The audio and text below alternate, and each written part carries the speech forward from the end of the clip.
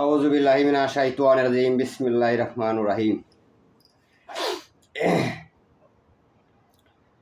কবিরাজি করতে গেলে কিছু কিছু নিয়ম নীতি মানতে হয়। কিছু গোপন ভেদ আছে, গোপন ভেদগুলো আপনাদের মাঝে উন্মুক্ত করে দিব। আপনারা প্রত্যেকটা কাজে রেজাল্ট পাবেন ইনশাআল্লাহ। বশীকরণ কাম কোন সময়ে চাঁদের কয় তারিখে কিভাবে করতে হয়, বিচ্ছেদের কাম কোন সময় করতে হয়, জাদুর কাজ ব্ল্যাক ম্যাজিকের কাজ কোন সময় করতে হয়, এরকম দিনক্ষণ আছে। এগুলো দিনক্ষণ লক্ষ্য করে সময় নির্ধারিত করে যদি কোনো ব্যক্তি কাজ করে তার কোনো কাজ মিস হবে না ইনশাআল্লাহ। এরকম একটা গোপন ভেদ গুরুবিদ্যার গুরুমুখ থেকে আমি অর্জন করছি। আজকে আপনাদের মাঝে আমি গোপন ভেদটা প্রকাশ করে দিব, আপনারা অনেক উপকৃত হবেন। এই জন্য অনুরোধ করবো শুরু থেকে শেষ পর্যন্ত ভিডিওটা অবশ্যই দেখবেন, আপনাদের উপকারে আসবে।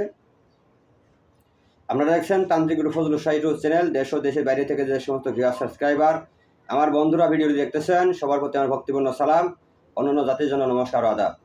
আশা করি সবাই ভালো আছেন। আলহামদুলিল্লাহ, আমিও ভালো আছি। মহান আল্লাহ পাক আমাকে সুস্থ রাখছেন, ভালো রাখছেন, আলহামদুলিল্লাহ। আমি শুরু করছি মহান সৃষ্টিকর্তা ও তার পিয়ারা হাবিব রাসূল পাক সাল্লাল্লাহু আলাইহি সাল্লামকে সালাম জানিয়ে, আমার মাশায়েখ, আমার মুর্শিদ, আমার পীর কেবলাজান অলিকুর শিরোমণি সুলতানুল আউলিয়া জামানার মহান মুজাদ্দেদ হযরত মাওলানা শাহ শফি সৈয়দ আবুল ফজল সুলতান আহমদ শাহ চন্দ্রবরী নকশাবন্দি মুজাদ্দিদি পীর কেবলাজানকে আমি স্মরণ করে, আমার উস্তাদ গুরুজনকে বাবা মা মাতা পিতা সকল গুরুদেরকে আমি সম্মান শ্রদ্ধা করে আজকে এই মূল আলোচনায় যাইতেছি।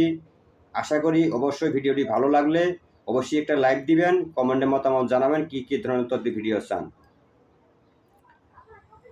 সর্বপ্রথমে আসি, কবিরাজি যদি করতে চান, তান্ত্রিক গিয়া করেন, তাও দিনক্ষণ লাগে। কবিরাজি লাইন দিয়ে কাজ করবেন, তাও দিনক্ষণ লাগবে।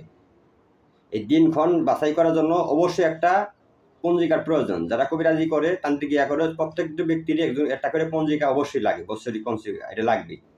কারণ দিনক্ষণ ওখান থেকে বের করে কাজ করা সহজ হয়। এই পঞ্জিকা সংগ্রহ করবেন বা কিনবেন। কেনার পর প্রথমে বশীকরণ কাজ যদি করেন, চাঁদ উঠবে সেদিন থেকে 10 দিন, একটা মাস, চাঁদের মাসের হিসাবে একটা মাস 10 করে 3টে ভাগ করবেন। প্রথম চাঁদের মাস শুরু থেকেই 10 দিন বশীকরণ কাজ, কোনো কাজ মিস হবে না, 100% হবে। এখন আমার বলতে পারেন যে কাজ তো মাস দেখে তার রোগীরা আসে না, এখানে ব্যাখ্যা আমি অবশ্যই দিব, মনোযোগ সহকারে শুনুন।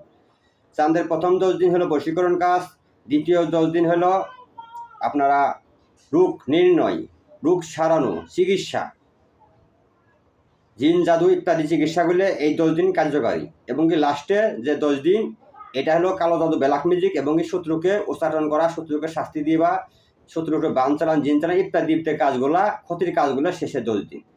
এই আমি ব্যাখ্যাটা করে দিলাম। এখন অনেক সময় দেখা গেছে যে আজকে চাঁদের হিসাব করে মাসের শেষ, আমার কাছে এই মুহূর্তে বশীকরণ কাজ আসছে, তাহলে আমি কীভাবে করবো?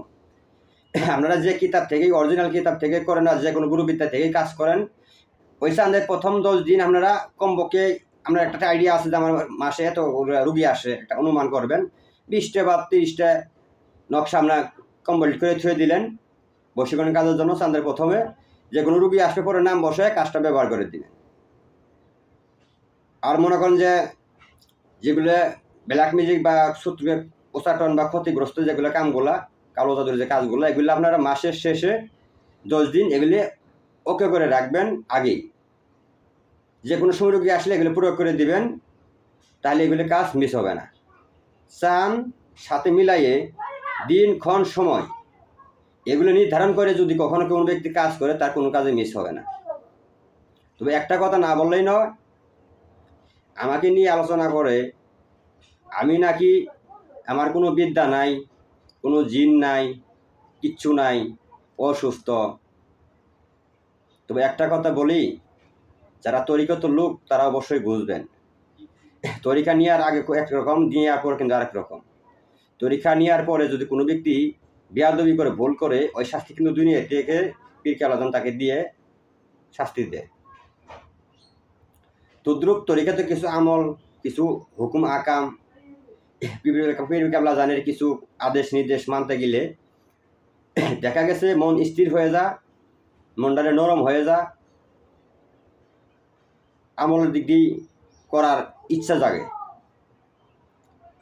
তেমনি আমাকে নিয়ে এই ধরনের আলোচনা করতেছে, তারা ভাবছে যে নীরব আছি বিদায় মনে হয় আমি সব শেষ। তবে একবার বলছে কোনো সমস্যা নাই, দ্বিতীয়বার যেন আমাকে নিয়ে কেউ আলোচনা না করে। আলোচনা করবে না, আমি ওয়াদা করছি আমার পিপল কালাজানার কাছে, আমি কখনো মানুষের ক্ষতি করবো না উপকার ছাড়া। তদ্রুপ যদি আমাকে কেউ নিয়ে বদনাম করে আলোচনা করে, যাচাই বাছাই না করে, আমার বিদ্যা আছে না আছে ওই সময় তাকে বোঝাই দিব, মরণ কামড় দিব, মরণ কামড় দিয়ে তাকে বোঝাই দিব যে আমার বিদ্যা আছে, আমার সাথে জিন আছে, রোহানি শক্তি আছে না আছে, ওই দিন বোঝাই দিব তাকে। আমি কি আছে সেদিন বুঝতে পারবে সে। ভালো হয়ে গেছি, ধৈর্য ধরি, মানুষের সেবার উদ্দেশ্যে আসি, থাকতে দেন। কাউকে নিয়ে কেউ সমালোচনা করেন না, কারো ক্ষতি কেউ করবেন না, কারো পিছিয়ে কেউ লাগতে যায় না। যার যার নীতিমালা ধারণ করে যার যার পেশা সে জড়িত থাকুন। মানুষ হয়ে মানুষের ক্ষতি করাটা ঠিক না, ভালো না। মানব সেবা মানব বড় সেবা। আমি সেই শুরু থেকে মানব সেবায় আসি, এখন পর্যন্ত আসি, ইনশাআল্লাহ মরার আগ পর্যন্ত থাকবো। মরা পর যেন আমরা দুনিয়াতে থাকি, এরকমভাবে আমি কিছু শিষ্যকে গঠন করে তৈরি করে থুয়ে যাবো ইনশাআল্লাহ। তো অনেক কথাই বললাম, ভিডিও লম্বা করবো না, এখানে বিদায় নিব। ভিডিওটি ভালো লাগলে অবশ্যই একটা লাইক করবেন, কমেন্টে মতামত জানাবেন। চ্যানেলটি ভালো লাগলে গুরুবিদ্যা চ্যানেল সাবস্ক্রাইব করে সাথে থাকবেন। সবাই ভালো থাকেন। আসসালামু আলাইকুম রহমতুল্লাহি ওয়া বারাকাতুহু।